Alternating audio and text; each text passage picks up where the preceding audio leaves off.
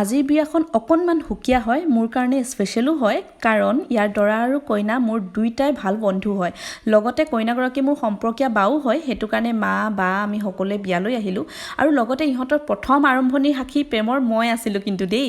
আৰু এইফালে এই দুগৰাকীক দেখিছেনে? এগৰাকীক মই 8 বছৰৰ পাছত লগ পাইছোঁ, এগৰাকীক বাৰু লগ পাই থাকোঁ কাকপথাৰ গ'লে। তাহাঁত দুগৰাকী আহিছে দুইজনৰ লগত। মানে কথাটো এনেকুৱা ধৰণৰ, আমি 6জনী বেষ্ট ফ্ৰেণ্ড আছিলোঁ কলেজ টাইমত, এতিয়াও হয় বাৰু।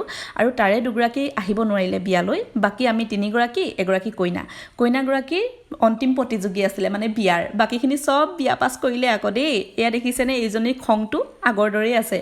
আৰু ভাল লাগিলে কাৰণ ইহঁতৰ লাভ মেৰিজ, কলেজৰ যোনটো প্ৰেম ইহঁতৰ টিকিলে, বাকী 5জনী চব কাটা খালে। চবেই সংসাৰ, ভাল সংসাৰ ধুনীয়াকৈ আছে, কিন্তু কলেজৰ প্ৰেম কাৰো নাই আকৌ দেই, ইহঁতিহে থাকিলে। আৰু শেষত দৰা কইনা ধুনীয়াকৈ ফটো এখন দি দিলোঁ, আৰু আমাৰো ফটো দি দিলোঁ। থেংক ইউ এতিয়ালৈকে ভিডিঅ'টো চাই থকাৰ বাবে।